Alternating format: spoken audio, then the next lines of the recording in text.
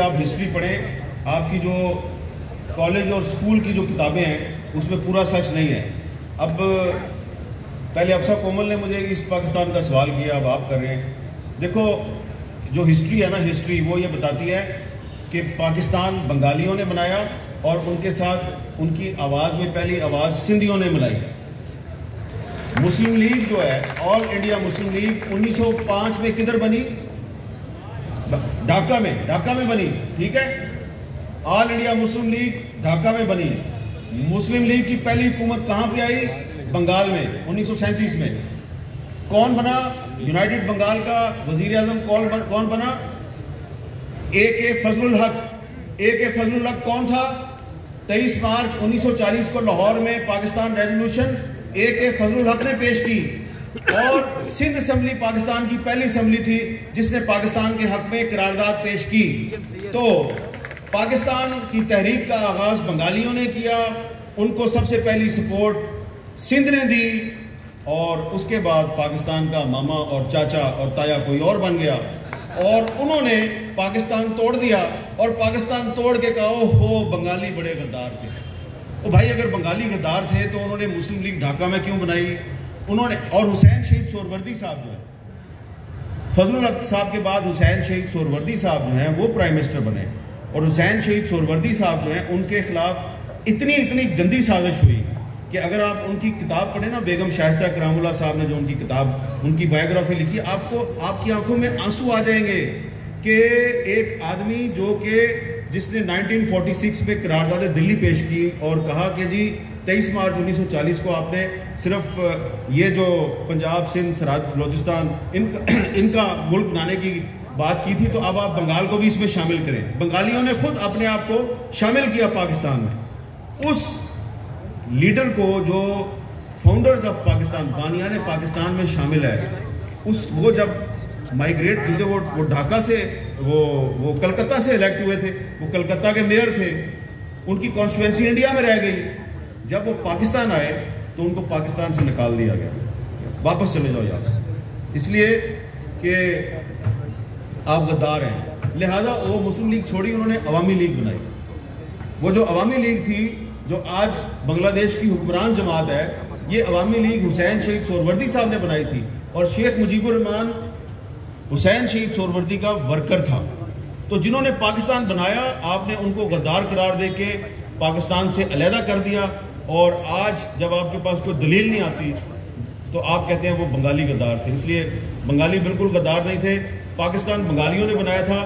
میں آج بھی بطور پاکستانی بنگالی عوام کا شکر گزار ہوں کہ انہوں نے پاکستان کی تحریک شروع کی.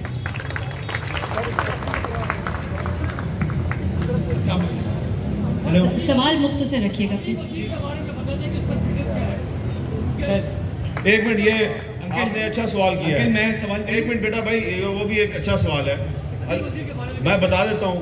دیکھیں نا، ابھی ہم بات کر رہے تھے پولیٹیکل پارٹیز کی، تو علی وزیر پاکستان کی قومی اسمبلی کا ایک الیکٹڈ ممبر ہے. جب وزیر اعظم شہباز شریف صاحب کو اس کے ووٹ کی ضرورت ہوتی ہے، اس کو کراچی کی جیل سے نکال کے اسلام آباد لے جایا جاتا ہے، ووٹ ڈلوایا جاتا ہے، پھر واپس جیل میں بند کر دیا جاتا ہے. لیکن بجٹ سیشن میں جب قومی اسمبلی کا اسپیکر اس کا پروڈکشن آرڈر جاری کرتا ہے تو اس کو اسلام آباد نہیں لے جایا جاتا. سپریم کورٹ نے تمام کیسوں میں اس کی ضمانت کر دی، سندھ ہائی کورٹ نے تمام کیسوں میں اس کی ضمانت کر دی. جب تمام کیسوں میں ضمانت ہو گئی تو اچانک خیبر پختونخوا میں ان پر ایک اور کیس درج ہوتا ہے، اور اچانک سندھ میں پیپلز پارٹی کی حکومت کو یاد آتا ہے کہ خیبر پختونخوا میں ایک مقدمہ قائم ہو گیا ہے، تو ہوم ڈپارٹمنٹ جو ہے سندھ کا، وہ کہتا ہے ہم نے اس کو ریلیز نہیں کرنا.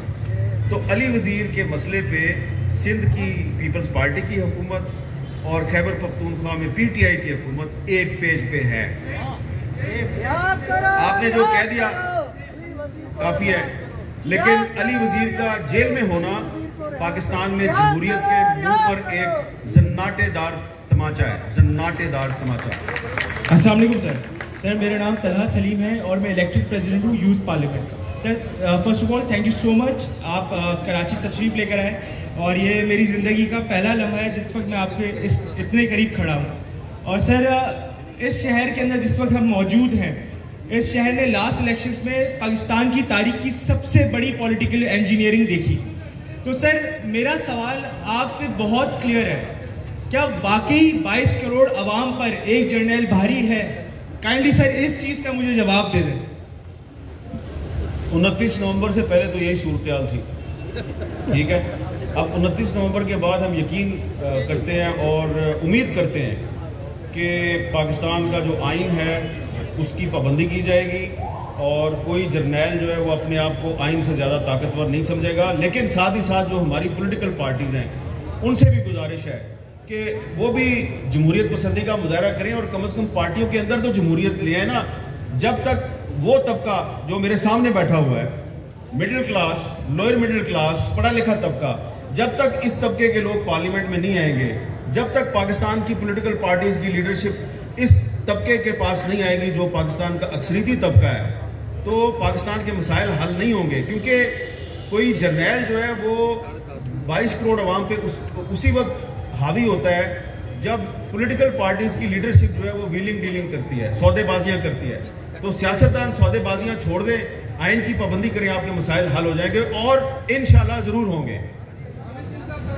کوئکلی آپ صرف آخری سوال ایک کریکشن ہے ضرور اگر آپ کر دیں میر صاحب, آپ کو یقین ہے یا آپ کو امید ہے کہ 29 نومبر کے بعد معاملات مختلف ہوں گے؟ نہیں, مجھے اس کا بہت یقین ہے کہ کیونکہ 29 نومبر کے بعد جو مونس لائی صاحب نے ایک انکشاف کیا ہے اس کی وجہ سے کچھ سوالات پیدا ہوئے ہیں. لیکن میں نے آپ کو پہلے بھی کہا کہ میری رائے میں 29 نومبر سے پہلے بھی ادارہ جو ہے اس کی مداخلت کے کوئی ثبوت نظر نہیں آ رہے تھے. ادارے کے سربراہ کے بارے میں مونس لائی صاحب نے کچھ انکشافات کیے ہیں, ان کی تردید نہیں ہوئی ابھی تک. لیکن مجھے امید ہے کہ 29 نومبر کے بعد صورتحال جو ہے وہ بہتری کی طرف جائے گی, اور جو ماضی میں غلطیاں کی گئی ہیں ایک حکومت اس کو مسلط کیا گیا, اور جیسا کہ ایک نوجوان نے کہا کہ 2018 میں پاکستان میں پولیٹیکل انجینئرنگ کی گئی تھی, اور یہ بالکل کی گئی تھی اور یہ حقیقت ہے. اسی لیے پچھلی حکومت کو سلیکٹڈ حکومت کہا جاتا تھا. مجھے امید ہے کہ اب ایسا نہیں ہوگا, آئین کی پابندی ہوگی, پاکستان کے ادارے سیاست سے دور رہیں گے اور سیاست صرف سیاستدانوں کو چھوڑ دی جائے گی. سر وقت ختم ہو گیا میرے پاس, لیکن آپ بہت کچھ سوال کیجیے گا, وقت ختم ہے, مزید ہو نہیں پائے گی بات. آپ پلیز کراچی آنے پہ آپ کو مبارکباد. سوال میرا یہ ہے کہ آپ نے کہا کہ فوج 29 نومبر کے بعد سیاست سے علیحدہ ہو چکی ہے. میں امید کا اظہار کر رہا ہوں ہو جائے گی. آپ کی امید پہ سوال ہے کہ اگر پورے پاکستان سے فوج علیحدہ ہونے کی امید ہے تو کیا کراچی شہر کی سب سے بڑی سیاسی جماعت جو ایک شخص سے وابستہ ہے جس پہ میڈیا پر پابندی, تقریر تحریر پر پابندی, آپ کے آئین کے آرٹیکل 17 سے لے کر 26 تک جس میں freedom of speech, freedom of expression, freedom of writing سب پہ اہلیت ہے کہ وہ پابندی معافی کے بعد ہٹائی جا سکتی ہے. تو ایک جانب عمران خان صاحب اداروں کے سربراہان کا نام لینے کی تنقید کرتے ہیں, اس کے بعد ان کو سرکاری پروٹوکول ملتا ہے, اور یہاں پہ ایک شخص معافی مانگ رہا ہے. تو یہ دو قومی نظریہ کس ہے؟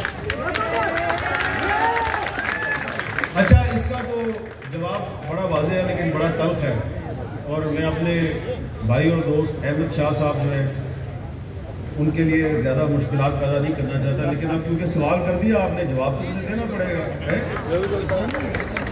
آپ نے کہا عمران خان, سمجھ آ گئی مجھے, اور دوسرے صاحب کا آپ نے نام نہیں لیا. اچھا, تو وہ اکیلے تو نہیں ہے بھائی, علی وزیر بھی ہے نا, ٹھیک ہے, منظور پشتین بھی ہے نا, اوکے سب کا, اور بہت سے بلوچ سیاستدان بھی ہیں, ٹھیک ہے. تو کیا مسئلہ ہے؟ ڈومیسائل کا مسئلہ ہے. اس لیے اگر میری بات کسی کو بری لگی ہے تو وہ میری بات مجھے غلط ثابت کرے, اور مجھے غلط ثابت کرنے کے لیے پاکستان کی تمام قومیتوں کے ساتھ برابری کا سلوک کرے. ایسا نہیں ہونا چاہیے کہ ایک سیاستدان جس کا ڈومیسائل پنجاب کا ہے وہ آپ کو جو مرضی کہے تو وہ آپ کا پھر بھی لاڈلا رہے, اور جو سیاستدان جو ہے ان کا ڈومیسائل دوسرے صوبوں کا ہے ان کی چھوٹی چھوٹی باتوں کو بنیاد بنا کے آپ ان پہ پابندیاں لگا دیں. یہ امتیازی سلوک بند ہونا چاہیے. बस बस वक्त खत्म हो गया जी, आप लोगों का बहुत बहुत शुक्रिया, मजबूरी है जी आप वक्त बहुत बहुत शुक्रिया। मैं सबकी आप सबके हम बहुत शुक्रगुजार हैं, आप लोगों ने बहुत सब्र से एक तो बातें सुनी और बहुत अच्छा लगा यहाँ पर तमाम हाज़रीन को देखकर और जिस किस्म के सवालात किए गए। खास तौर पे शाह साहब ने जाते जाते जो मुस्तक़बिल के हवाले से हम पे जोर दिया, एक बार फिर से मैं कंक्लूड इस पर करूँगी कि हामिद मीर साहब के ख्याल में मुल्क का मुस्तक़बिल आइन की बालादस्ती और गैर सियासी रहने के हवाले से ही है। मेरी दुआ है कि आइंदा भी हमारी कॉन्फ्रेंस होती रहे और हम इस मौज़ूआत पर बात करते हैं। बहुत शुक्रिया आप सबका। बाद में बता दो, यही